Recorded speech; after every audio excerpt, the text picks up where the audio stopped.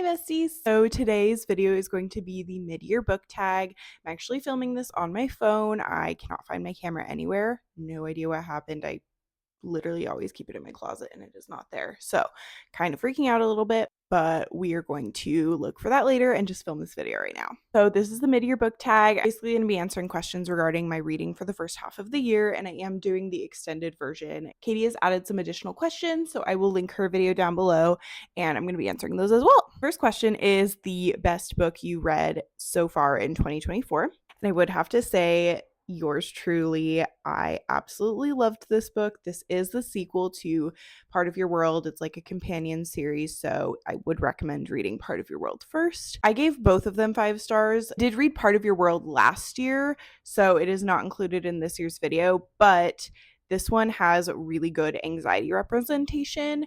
The main male character deals with anxiety, and I just really related to him. Abby Jimenez did such a good job with that representation, and it is one of the only 5 stars that I've given out this year. So absolutely loved this one. So the second question is the best sequel you've read in 2024, and I actually am going to say yours truly again. I'm really bad about reading series and like actually continuing to read them. Like I read the first 1 to 2 books in a series and then I just stop. I don't know why. It's something I'm working on. I finally completed a series this year, which was really satisfying. But because of that, I don't have a lot of sequels that I've read. And so as I'm trying not to repeat things in this video, I am going to answer yours truly for this question as well. The next question is a new release you haven't read yet, but you want to.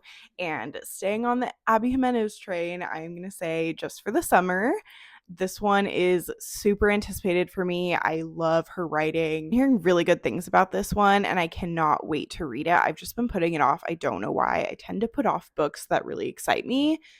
Don't ask why. I think it's just like I hype them up in my head or other people hype them up, and then I get worried they're not going to live up to the hype, so then I put them off. You want to read this before summer ends because yeah, summer's in the title. So the next question is most anticipated release for the second half of the year.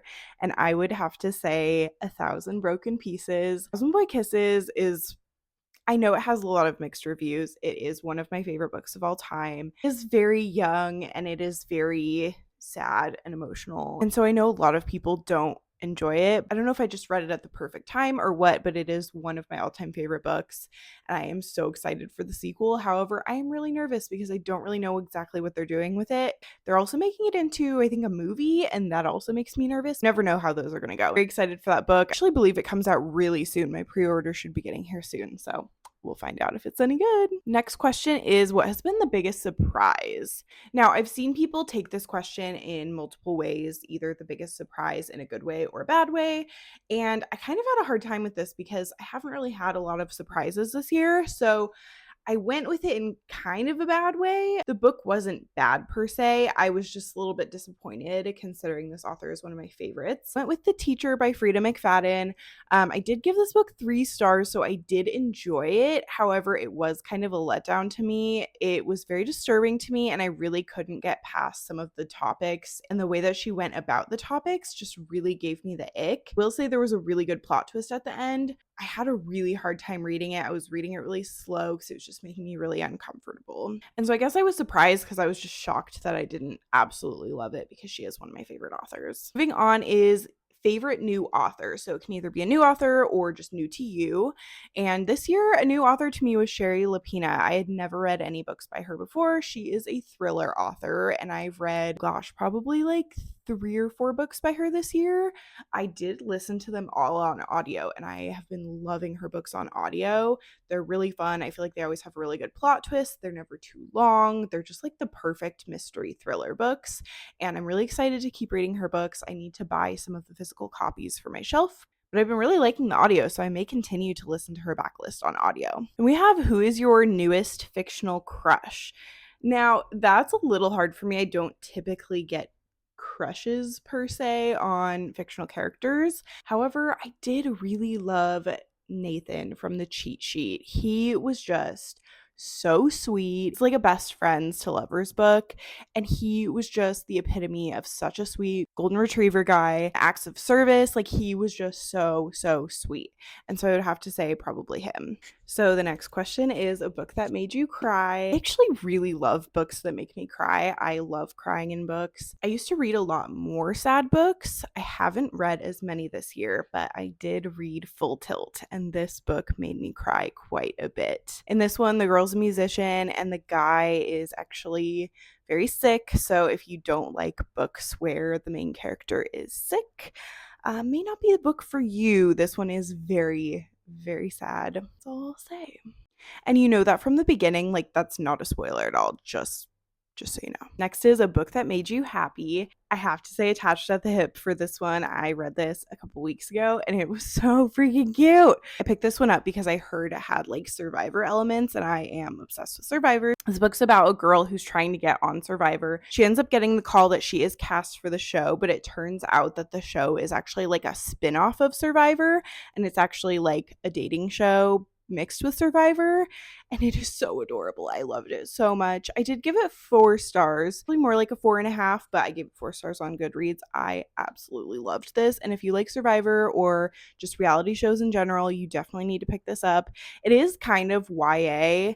It's like marketed as YA, but the characters are, I think, 23-ish or so. So it is kind of new adult. Take with that what you will. Okay, so the next question is most beautiful book that you've bought this year. I actually technically bought this last year, but it took almost a year for me to receive. And that is the special edition of 1% of You by Michelle Gross. This is from Lit Haven, I believe. This was a special edition that they did. The cover is really cool. This is the spine, the back of the book, but what I think is the best part is the inside. So the hardcover itself looks like this. How stunning is that? Then we have the spine and the back, which is a reference to the book. And then inside we have these pretty flowers. And then the inside cover has this really pretty artwork. It is a little bit spicy though, so I don't know how much of it I can show, but this is what it looks like. I read that book last year. It is super cute. It's single mom, and then the guy is a tattoo artist, and they are neighbors, and it's super cute. Next question is, what books do you need to read by the end of the year? I don't have any specific books that I need to read. However, I would like to finish or at least keep going, maybe get like halfway through the Harry Potter series. I'm reading it for the first time right now. I am like halfway through the second book, and I've just been reading it really slowly, just kind of as I want to pick it up. And then aside from that, I want to read some Annabelle Monaghan books. I might want to read Summer Romance before the summer ends. I've heard good things about all 3 of her books, so I want to pick up at least one of her books before the year ends. Then the last thing, it's not super specific, but I just want to read more fantasy books in general. I'm really trying to get into fantasy, and so I would just like to pick up more fantasy books before the year ends. Okay, now for the bonus questions. Thank you, Katie, for coming up with these extra questions. So the next question is, what books do you want to reread this year? And I actually have never reread a book, and I don't know that I plan on rereading any. I'm not a big rereader. If I was going to reread, I would probably do something on audio, but I just have so many books that I want to read that I don't really find time to reread things. I'm hoping maybe in the future that'll change. You know, people who love rereading their favorite books. I just don't know at this point that that's something I want to do. The next question is favorite author this year so far. I wasn't really sure at first with this one, but I think I'm going to go with Mary Kubica. Her probably most popular book is Local Women Missing, which I read, I want to say last year, maybe the year before. I really loved that book. So I've been trying to get through her backlist this year, and she also had a new book come out that I really enjoyed. And I've actually also been listening to her books on audio. I went through a really big audio phase a couple months ago and just binged a bunch of thrillers back to back on audio. And her audiobooks are so good. I highly recommend them. We have books you've been putting off. I don't necessarily have specific ones for these. Like I was saying earlier, I put off a lot of books that I'm really anticipating, so I have quite a bit. I would say a big portion of them are fantasy books just because I am scared, so I've been putting off Fourth Wing. I've been putting off finishing the Akatar series. Yes, I have not finished it. I've read the first two and then I stopped. I've also been putting off reading Divine Rivals and Powerless. Those are all fantasy books that I really would like to read. I actually also am putting off a lot of Emily Henry books. I don't know why. I'm just really nervous to read them. I think it's just because of the hype. I honestly have so many books that I'm putting off. Then we have a book you enjoyed with mixed reviews. And for this one, I actually put The Housemaid is Watching. That is the third book in the Housemaid series by Frida McFadden. And that's actually the first series I have ever finished. So I was very proud of myself. But a lot of people didn't like it. And I really enjoyed it. I mean, I didn't feel like it was necessary, but I had a really fun time with it. I want to say I gave it like 4 stars. I thought it was really fun. I loved seeing our characters again in the future. And I just had a really good time. Then we have a series you want to finish before the end of the year. Now, I have so many series that I've started and never completed, but I want to say the top ones that I really do want to finish, aside from Harry Potter, are the Chestnut Springs series. I read the first 2 and I really like those books. And then also the Naturals series. I read the first one and then part of the second one, and I really want to continue reading that. Then we have 5-star predictions for the rest of the year.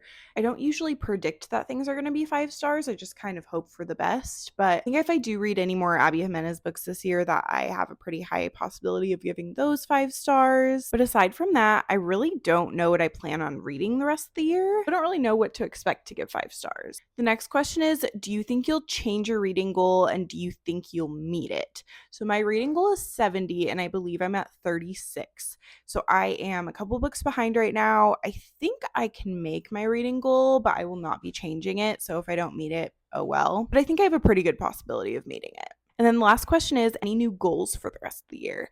And I think my main goal, like I said before, is just to read more fantasy and to complete series, at least to continue series. I think really just expanding my reading taste, so getting into other genres, fantasy, maybe even literary fiction or sci-fi. I have a couple of those books I'd like to try. Just branching out from my main genres of romance and thrillers. And I would also like to continue like a good mix of physically reading books, reading on my Kindle, as well as audiobooks. This is the completed tag. I hope you guys enjoyed. Again, sorry that I had to film on my phone. I hope the quality is okay. I'm using a microphone because I don't know how the audio is going to be. I did notice that the light was facing you guys at one point, so I apologize for that. I did fix it, so hopefully we're doing okay. But anyway, I hope you guys enjoyed, and I will see you guys in my next video. Bye!